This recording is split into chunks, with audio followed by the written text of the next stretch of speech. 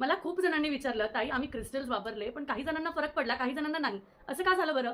मी सुरुवातीपासून तुम्हाला सांगत आलेली आहे, की मॅनिफेस्ट केलेली गोष्ट किंवा एखादी गोष्ट मनापासून जर का तुम्ही त्याच्यामागे जिद्दीने लागला असाल आणि त्याच्यामागे आवर्जून म्हणजे ती सोडायचीच नाही आणि ती गोष्ट तुम्हाला मिळालेलीच आहे, अशा पद्धतीने त्या ब्रह्मांडाला, तुमच्या इष्टदेवतांना तुम्ही ब्रह्मांड माना आणि त्यांना कृतज्ञताची भावना व्यक्त करा. तुम्हाला ती गोष्ट आपोआप मिळणार आहे. माझ्या बाबतीत आत्ताच हे घडलेलं आहे. आत्ताच माझ्या मनाची गोष्ट पूर्ण झालेली आहे.